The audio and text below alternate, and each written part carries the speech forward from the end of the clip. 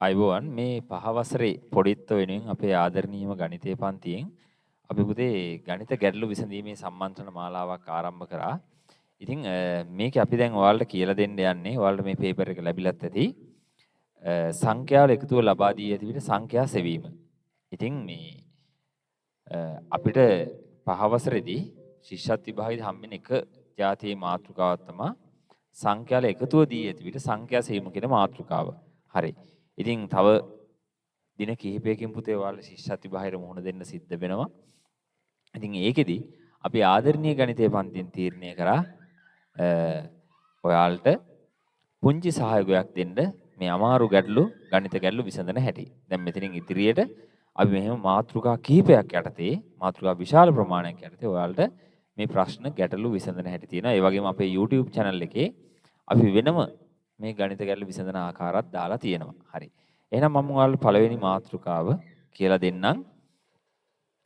පුතේ හිතන්න අපිට කියනවා දැන් මේකේ දීලා තියෙන්නේ එක ළඟ පිහිටන සංඛ්‍යා තුනක එකතුව එකතු කළ විට පිළිතුර 54 වෙයි. එක ළඟ පිහිටන සංඛ්‍යා තුන සොයන්න. හරි. එහෙනම් පුතේ අපි මොකද කරන්නේ? 54 අපි බෙදනවා පුතේ කීයෙන්ද? 3ෙන්. එක ළඟ පිහිටි සංඛ්‍යා 3ක් නේ කිව්වේ. පුතේ 54 3ෙන් බෙදපුවාම උත්තරේ කීයද එන්නේ? 18යි. එක ළඟ පිහිටියා නම් පුතේ මේ ඉන්නේ මැද සංඛ්‍යාව. එහෙනම් ඉස්සර එකයි පස් එකයි හොයාගන්න අපි මොකද කරන්නේ? පිටිපස් එකට එකක් එකතු කරනවා. කලින් එක හොයාගන්න එකක් අඩු කරනවා. ඉතින් මොනවද පුතේ සංඛ්‍යා තුන 17යි 18යි 19යි. හරි. මම තව උදාහරණයක් දෙන්නම්. හිතන්න පුතේ එක ළඟ පිහිටි සංඛ්‍යා පහක එකතුව 25යි කියලා කියනවා. අපි පුතේ එතකොට මොකද කරන්නේ? 25 බෙදනවා 5න්. 25 5න් බෙදපුවාම පුතේ උත්තරේ කීයද? 5. එහෙනම් සංඛ්‍යා 5ක් නම් පුතේ මේ ආයේ මැද සංඛ්‍යාවනේ. මැදට කලින් සංඛ්‍යා 2යි මැදට පස්සේ සංඛ්‍යා 2යි. එහෙනම් 6 7 මෙතන 4 3. පැහැදිලි නේද? හරි. තව අපිට පුතේ මෙන්න මෙහෙම කියන්න පුළුවන්. එක ළඟ පිහිටි සංඛ්‍යා 3ක, ඒ කියන්නේ එක ළඟ පිහිටි ඔත්තේ සංඛ්‍යා 3ක එකතුව 33 කියලා කියනවා. අපි පුතේ එහෙම හොයන්නේ කොහොමද? ඔන්න පුතේ අපි 33 බෙදනවා 3ෙන්. කීයද? 11යි. පුතේ ඔත්තේ සංඛ්‍යා තියෙන්නේ දෙකක ગેප් එකක්. ඒ කියන්නේ දෙකක පරතරයකින් නේද? එහෙනම් අපි මේකෙන් දෙකක් අඩු කරනවා. 11න් දෙකක් අඩු කරපුවාම 9යි. 11ට දෙකක් එකතු කරපුවාම කීයද? 13යි. ඔන්න ඔය විදිහට පුතේ අපිට එහෙනම් ගන්න පුළුවන් මේ සංඛ්‍යා. හරි. එහෙනම් අපි බලමු. ඔයාලට පොඩි වෙලාවක් දෙනවා මේ දීලා තියෙන පේපර් එකේ ගණන් පහක් හදන්න. මම විනාඩි 5ක කාලයක් දෙන්නම්. විනාඩි 5ක කාලයක් දෙන්නම් ගණන් පහක් හදන්න. එහෙනම් ප්‍රශ්න අංක 1 ඉඳන් ප්‍රශ්න අංක 5ට යනකම් ගණන් පහ හදමු. හරි. එහෙනම් ඔය මාතෘකාංක යටතේ තියෙන පළවෙනි ගණන් පහ හදමු.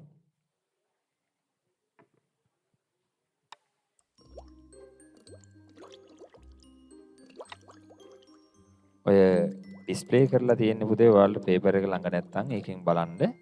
එහෙනම් අපි ওই ගණන් පහ හදමු. කොහොමද ඉක්මනට මේ ඔය උඩින් අපි ඔය පොඩි වෙලාවක් දාලා දෙනවා ඔයාලට ටයිම් එක. මොකද ගාණක් හදන්න විනාඩියකට වඩා අඩු කාලයකින් ගාණක් හදන්න ඕන හින්දා.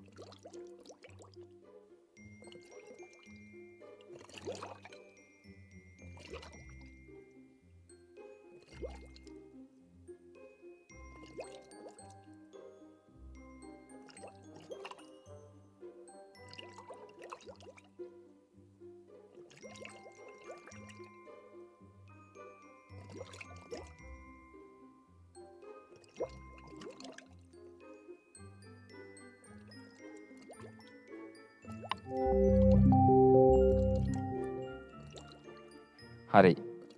ඔය ඕකේ මේ විනාඩි 15 ඉවරේදී මාළුවෙක් නිකන් කනවා වගේ පෙන්වන්නේ ඉතින් ටයිම් එක ඉවරයි කියන එක තමයි ඈ. හරි.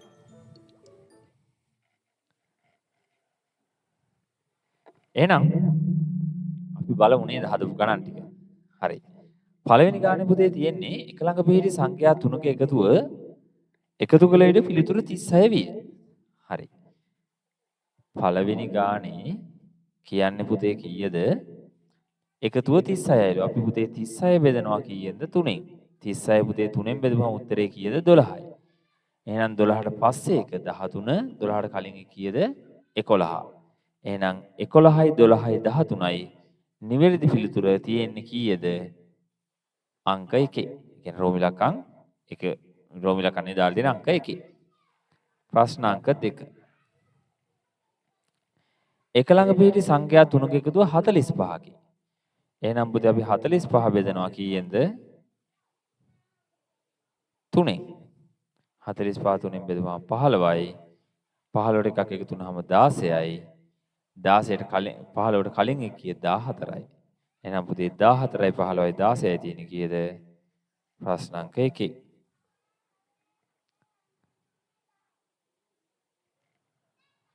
එක ළඟ පිහිටි සංඛ්‍යා තුනක එකතුව 63කි. එහෙනම් පුතේ අපි මොකද කරන්නේ? 63 බෙදනවා 3ෙන්. 63 3ෙන් බෙදපුවාම උත්තරේ කීයද එන්නේ? 21යි. එහෙනම් පුතේ 21ට පස්සේ එක 22 21කට කලින් එක කීයද? 20. එහෙනම් පුතේ ඒකේ නිවැරදි පිළිතුර තියෙන්නේ කීයද? 2. right. ඊළඟ ප්‍රශ්න අංක 4. ප්‍රශ්න අංක 4 පුතේ මොකද්ද කියන්නේ? එක ළඟ පිහිටි සංඛ්‍යා 5ක එකතුව 100යි. එහෙනම් පුතේ අපි 100 කීයෙන්ද බෙදන්නේ? 5ෙන්. උත්තරේ කීයද? 20යි. එහෙනම් පුතේ දැන් සංඛ්‍යා 5ක්නේ. මේ මැද තියෙන සංඛ්‍යාව කියලා කියන්නේ එහෙනම් පුතේ තුන්වෙනි සංඛ්‍යාවනේ. එහෙනම් පස්සේ තියෙන්නේ 21යි 22යි කලින් තියෙන්නේ 19යි 18යි. එහෙනම් නිවැරදි පිළිතුර මොකද්ද පුතේ? අංක 2.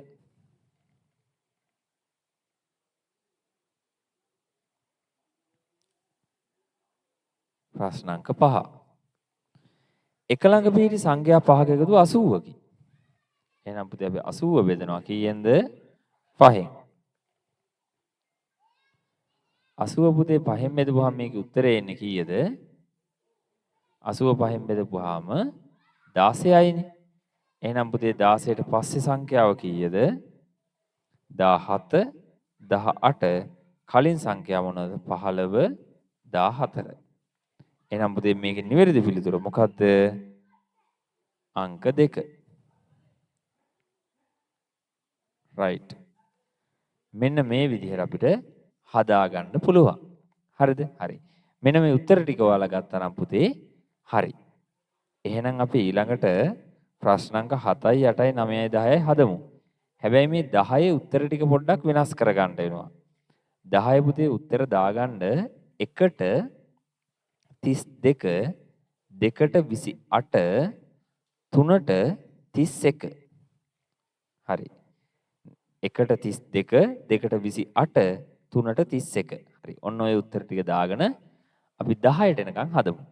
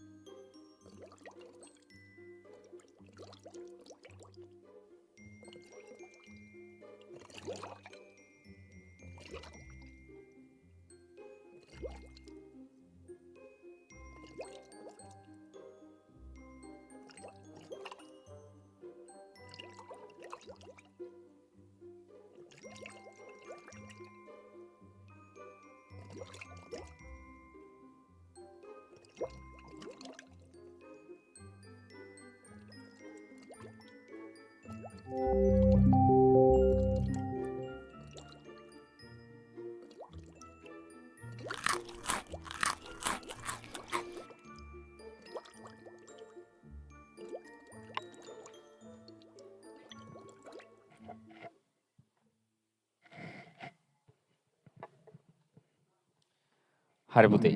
එහෙනම් අපි බලමු ප්‍රශ්න අංක 6 ඉඳන් 10ට යනකම් ලබාගත් උත්තර ටික. හරි. පිළිලින් ආසන්නව පිරි ඉරට්ට සංඛ්‍යා 5ක එකතුව 120කි. සංඛ්‍යා 5 වන්නේ. පුතේ 120 පහෙන් බෙදපුවම මම දන්නවා මගේ පුතාට උත්තරේ එන්නේ කීයද? 24. එහෙනම් පුතේ මැද සංඛ්‍යාව 24. ඊට කලින් තියෙන සංඛ්‍යා දෙක 22යි 20යි. පස්සේ තියෙන සංඛ්‍යා දෙක 26යි 28යි. එහෙනම් නිවැරදි පිළිතුර ප්‍රශ්න අංක 7ට 1. right ප්‍රශ්න අංක 6 එක ළඟ පිහිටි සංඛ්‍යා 3ක එකතුව 120කි. ප්‍රශ්න අංක 6 මං 6ට කලින් 7 හැදලා පෙන්නන්නේ කිව්වේ. හරි. එතකොට පුතේ 120 අපි 3ෙන් බෙදනවා. 120 3ෙන් බෙදපුවාම කීයද? 40යි නේ. එක ළඟ පිහිටි නම් 40ට කලින් එකක් 39යි 40ට පස්සේ එක 41යි. right. ඊළඟට පිළිලින් ආසන්නව පිටි ඔත්තේ සංඛ්‍යා තුනක එකතුව 75කි. එහෙනම් සංඛ්‍යා තුන මොනවද? 75 පුතේ මම බෙදනවා කීයද? 3ෙන්. 75 3ෙන් බෙදපුවාම කීයද? 25යිනේ. ඔත්තේ සංඛ්‍යා නම් මං කියන්නේ ગેප් එක දෙකක් තියෙන්න ඕන කියලා නේද? හරි මම අර පටන් ගද්දිම කියලා දුන්නේ. හරි. එහෙනම් පුතේ 25න් දෙකක් අඩු වෙච්චාම 23යි. ඊට පස්සේ 25 දෙකක් එකතු වුණාම කීයද? 27යි. එහෙනම් නිවැරදි පිළිතුර 3. හරි. එහෙනම් ඊළඟ එක එක ළඟ පිහිටි සංඛ්‍යා පහක එකතුව 200කි. මෙම සංඛ්‍යා පහෙන් මැද සංඛ්‍යාව. පුතේ 200 කෙලින්ම පහෙන් බෙදුවා නම් උත්තරේ කීයද? 40යි. ඔන්න ටිකක් හොඳ ගාණක් තියෙනවා. පිළියෙලින් ආසන්නව පිහිටි ඉරට්ට සංඛ්‍යා පහක එකතුව 160කි. එම සංඛ්‍යා පහේ මුල් සංඛ්‍යාව වන්නේ. හරි. අපි පුතේ මේක 160 බෙදනවා පහෙන්. 160 පුතේ පහෙන් බෙදපුවාම උත්තරේ එන්නේ කීයද? 32යිනේ. එහෙනම් මේකට මුල තියෙන සංඛ්‍යා හොයාගන්න කලින් සංඛ්‍යා දෙකක් තියෙනවනේ. පහක එකතුවනේ. එහෙනම් 30 28. එහෙනම් පුතේ මේකේ නිවැරදි පිළිතුර කීයද? 28. right. නිවැරදි පිළිතුර 28. හරි. දැන් ඔන්න මම ඔයාලට ගණන් 10ක් කියලා දුන්නා. right. හරි. එතකොට පුතේ එහෙනම් මේ ගණන් 10ක් කියලා දුන්නේ ඔයාලට මේ එක මාතෘකාවක් යටතේ. හරි. මේ විදිහට මේ අපි තියෙන සියලුම මාතෘකාවලට අදාළව පුතේ අපි ගණිත ගැටළු විසඳන විදිය කියලා දෙනවා. ඒ වගේම මම ඔයාලට තව උදව්වක් කරනවා පුතේ. අපි ආදරණීය ගණිතය පන්තියෙන් තව උදව්වක් කරනවා. මොකද්ද දන්නවද? අපි පුතේ දැන් ඔයාලා ශිෂ්‍යත්වයේ දෙවෙනි ප්‍රශ්න පත්‍රයට අදාළව තියරි නෝට් ටික. right. අපි ඒවා වීඩියෝ පාඩම් වලින් ලබා දෙනවා. ඒ කියන්නේ දැන් ඔයාලට ද්‍රව මිනුම්, ස්කන්ධය, තීර ප්‍රස්ථාර, කාලය මේ හැම පාඩමකට අදාළ ඝන වස්තු මේ හැම පාඩමකටම අදාළ අපි මේ ඒ කියන්නේ සිද්ධාන්ත කොටස් ටික වීඩියෝ පාඩම් මගින් ලබා දෙන එක අපි ලබා දෙන්නේ පුතේ අපේ ආදරණීය ගණිතය පන්තියේ තියෙන වෙබ්සයිට් එකකින්. ඉතින් වෙබ්සයිට් එකට අදාළ ලින්ක් එක මම මේ YouTube අපේ මේ අද මේ සෙෂන් එකේ පළල කමෙන්ට් සෙක්ෂන් එකෙත් මම දානවා වෙබ්සයිට් එකේ ලින්ක් එක. ඒ වගේම මේ ඔයාලගේ සියලුම ගෲප් වලට WhatsApp ගෲප් වලටත් මම ඒ ලින්ක් එක එවනවා. ඒතර ඔයාලා ලින්ක් එක උඩ ක්ලික් කරපුවාම ඔයාලා වෙබ්සයිට් එකට යන්න පුළුවන්. අන් ඒ වෙබ්සයිට් එකට ගියාට පස්සේ කොහොමද එතනින් ඉස්සරහට ගිහලා වීඩියෝ බලන්නේ කියන එක මම දැන් ඔයාලට වීඩියෝ එකකින් පෙන්නන්නම්. එහෙනම් ඒක බලලා ඉමුකෝ. ඊට පස්සේ මම ඉතුරු පණිවිඩය ඔයාලට ලබා දෙන්නම්. ආදරණීය දූපතේ ඉතින් මම මේ වෙබ්සයිට් එකෙන් ඔයාලට කොහොමද අපේ මේ අර පහසේනිය දරුවන්ට අපේ පහසේනිය පොඩ්ඩන්ට මේ අර තියරි නෝට් තියෙන වීඩියෝ ටික බලන්න කොහොමද කියලා පෙන්වන්න යන්නේ මේ අපේ වෙබ්සයිට් එක ආදරණීය ගණිතය පන්තියේ. ඉතින් මේක මේ ඔයාලට පේනවා මේ උඩින් මේ පොඩි ඉරි තුනක් වගේ තියෙන. අන්න ඉරි තුන තියෙන තැන ඔබලා ඊට පස්සේ ඒකේ තියෙනවා පුතේ රෙකෝඩින් කෝස් කියලා තියෙන. ඊට රෙකෝඩින් කියලා තියෙනවා. මේ රෙකෝඩින් කියන එක උඩ ක්ලික් කරපුවාම ඊට පස්සේ පුතේ මේ තියෙනවා lesson 1 දිග, ඊට පස්සේ lesson 2 භාග, lesson 3 දත්ත හැසිරවීම, lesson 4 කාලේ මේ විදිහට පාඩම් තියෙනවා. ඉතින් ඔයාලට මේක පුතේ මේ view video කියන එක දුන්නාම ඔයාලා YouTube එක හරහා ගිහිල්ලා මේක මේ සියලුම වීඩියෝ ටික බලන්න පුළුවන් පුතේ. මේක දැන් තියෙනවා මේ පාඩම් රාශියක වීඩියෝ දැන් මේ තියෙන්නේ. එතකොට මේක මුලින්ම අපේ පොඩි විස්තරයක් ගිහලා ඊට පස්සේ මේ නෝනේ දිගමැනීම ඔන්න මම දෙනවා කියන එක පැන්සලක් සහිතවම පෑනක් කොනු පැන්සලක දිගමයින් හැරි චෝක් කෑල්ලක ඒ සියල්ල පෙන්නලා තියෙනවා. දැන් අපි කෝඩුවේ වෙනත් තැනකින් තියලා නැවත පැන්සලේ දිගමැනීම ලබා ගන්න සෙන්ටිමීටර් 2 ඉඳන් යාළුවන්ටත් බලන්න සෙන්ටිමීටර් 2 ඉඳන් සෙන්ටිමීටර් 9 තෙක් පැන්සල දිගයි. එහෙමනම් ආදරණීය ගණිතය පන්තියේ පැන්සලේ දිග සෙන්ටිමීටර් 7යි. බොහොම ස්තුතියි සියලුම. ඊළඟට පෑන දිග බලමුද? හරි පුතේ. දැන් ඔය වෙබ්සයිට් එකට ගිහිල්ලා ඔයාලට ඒ විදිහට බලන්න පුළුවන්. ඒ වගේම අපි ගණිත ගැටලු විසඳන තව කෙටි ක්‍රමත් අපි වෙබ්සයිට් එකේ දාලා දෙනවා. අපි ඔයාලට ඒවත් බලන විදිහ කියලා දෙන්නම්. ඉතින් ඊළඟට අය අපි හම්බෙන්නේ ජූලි 27 වෙනිදා සඳුදා හවස 7ට අපි හම්බෙනවා පුතේ. ඉතින් ඔයාලට පුළුවන් එතකොට සමුදා හවස 7ට අපි තව එදාට අපි මාතෘකා 4ක් සාකච්ඡා කරනවා. මම ඒකට අදාළ ප්‍රශ්න පත්‍රයත් ඔයාලගේ group වලට එවනවා. ඒ වගේම මේ කේ මාලින්ද සර් කියන YouTube channel එක ඔයාලා subscribe කරලා තියාගන්න. මම මේකට සියලුම වීඩියෝ ටික දානවා. ඉතින් ඔයාලට ඒ වෙලාවේ live ඉඳලත් බලන්න පුළුවන්. ඒතර ඔයාලා ප්‍රශ්නයක් තිබ්බොත් එහෙම අපිට මම ඒ වෙලාවෙම ඔයාලට කියලාත් දෙනවා. ඉතින් පුතේ මේ විදිහට සියලුම පාඩම් වලට අදාළ වීඩියෝස් ටික මම ඔයාලට මේ ඉස්සරහට ලබා දෙනවා. මේ විස්තරත් තරම් මේ තොරතුරුත් තරම් තව දවස් කිහිපයකින් තියෙන ශිෂ්‍යත්ව විභාගේ ජය ගන්න කියලා මම ප්‍රාර්ථනා කරනවා ඔයාලා සියලු දෙනාටම. ඉතින් බය නැතුව අපි හොඳින් පෙළ ගැසිලා අපි ශිෂ්‍යත්ව විභාගේ ජයග්‍රහණය කරමු. ඉතින් එහෙනම් අපි හම්බෙමු අය සඳුදා ජූලි 27 සඳුදා හවස 7ට. එහෙනම් සියලු දෙනාටම ආයුබෝවන්.